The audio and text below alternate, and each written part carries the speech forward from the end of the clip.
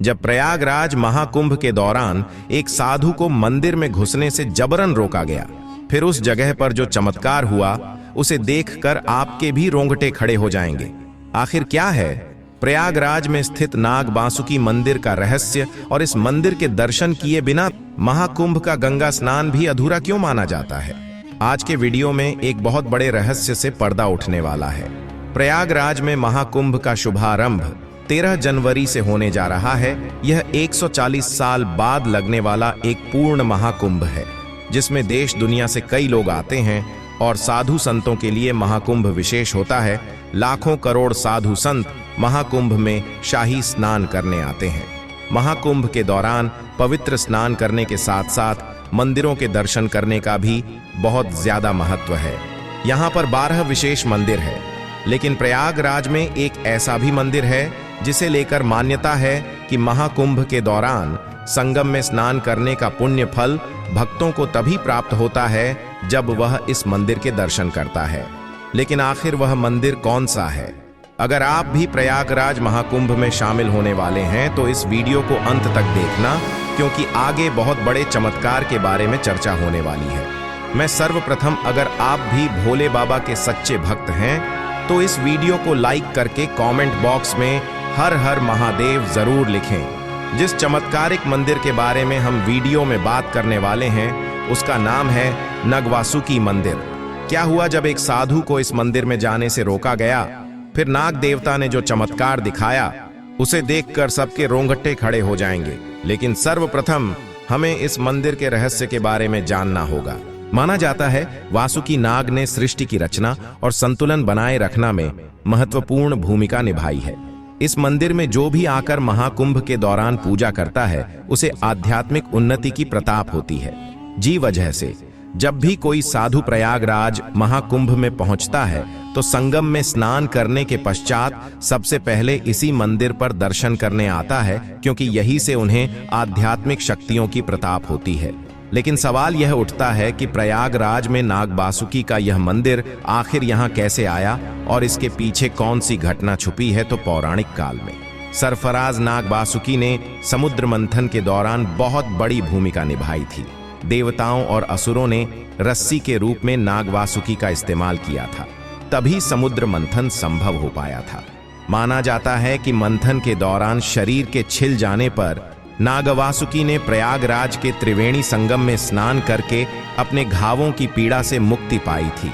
फिर यहीं पर वासुकी नाग ने बहुत देर तक विश्राम भी किया था।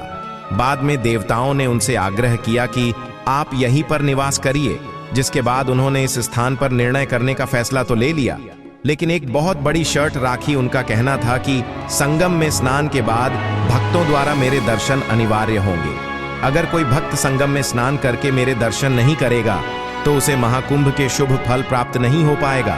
और इस घटना के बाद से जब भी प्रयागराज में महाकुंभ लगता है, संगम में स्नान करने के पश्चात नाग बासुकी मंदिर में दर्शन करना बहुत जरूरी होता है।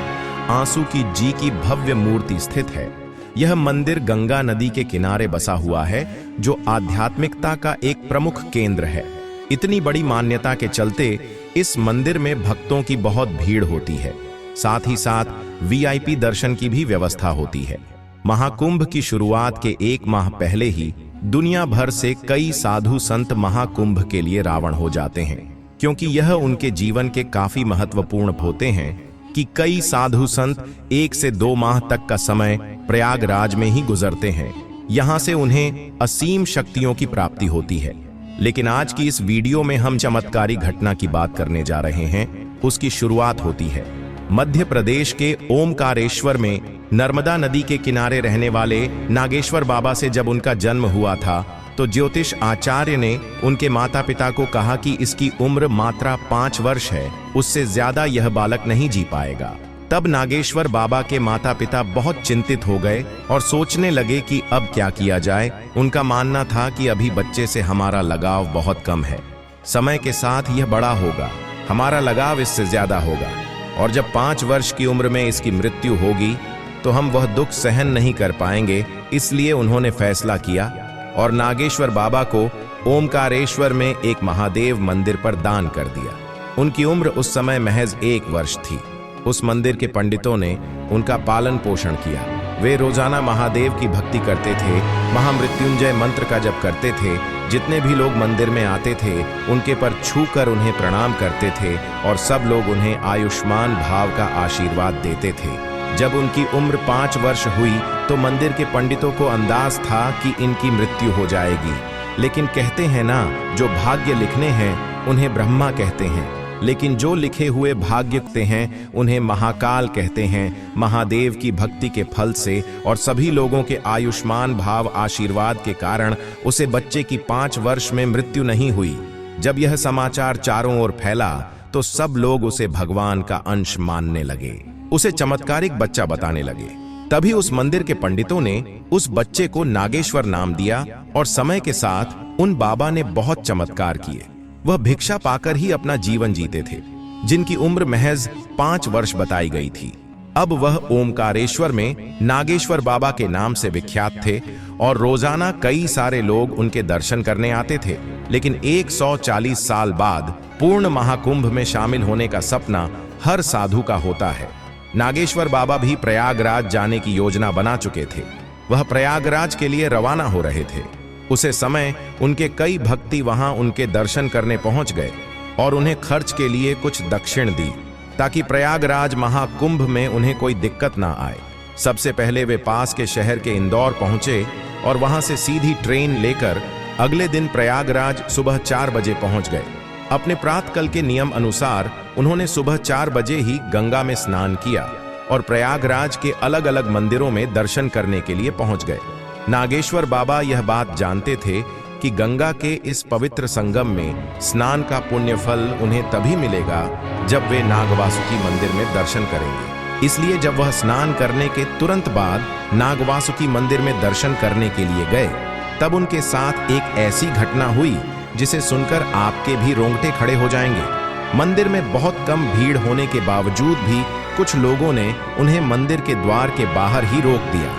उनका कहना था कि अभी नेताजी नगवासुकी मंदिर में विप दर्शन कर रहे हैं, जिस वजह से आम श्रद्धालुओं के दर्शन बंद हैं।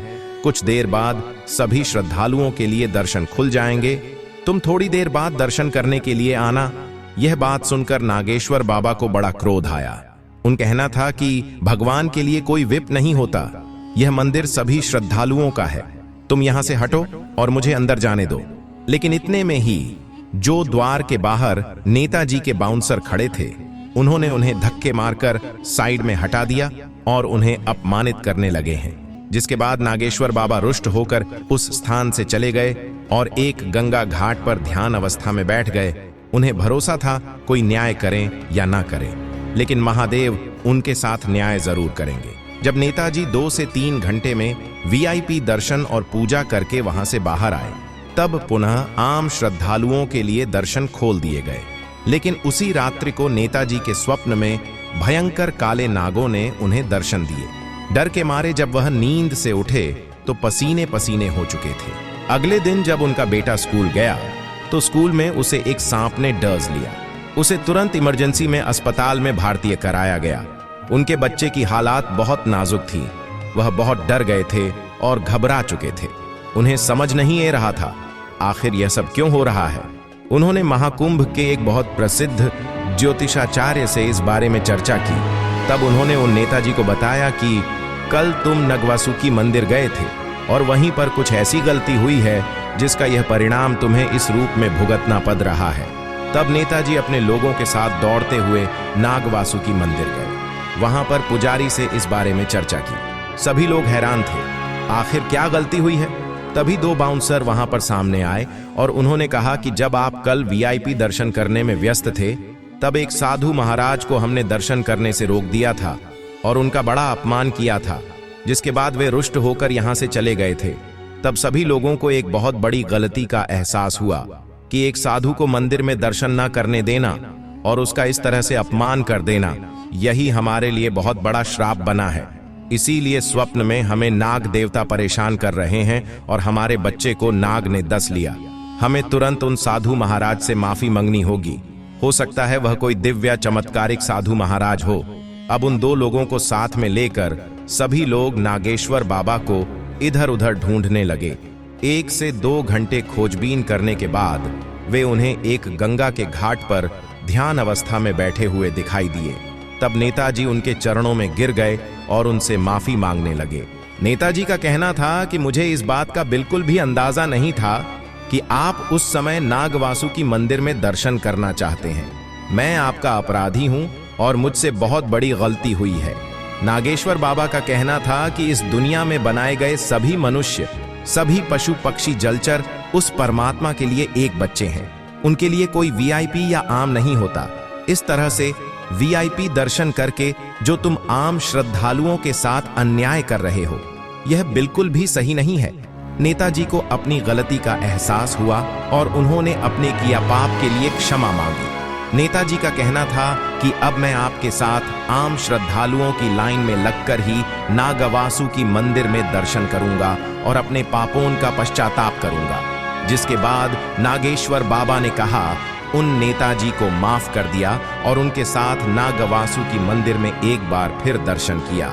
महादेव ने नागेश्वर बाबा के साथ न्याय कर दिया था। उसी समय नेताजी के मोबाइल पर एक फोन आया और खबर मिली कि उनका बच्चा, जिसे सांप ने काट लिया था, अब वह खतरे से बाहर जा चुका है। नागेश्वर बाबा का इतना बड़ा चमत्कार देखकर और महादेव की लीला समझकर सभी लोगों के में पसीने छूट गए।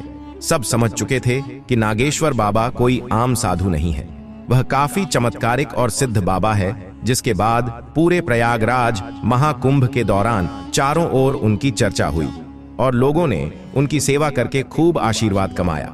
दोस्तों, इस प्रकार की कई घटनाएं और कई चमत्कार प्रयागराज महाकुंभ में होने स्वाभाविक है, क्योंकि यह पूर्ण महाकुंभ 140 साल बाद।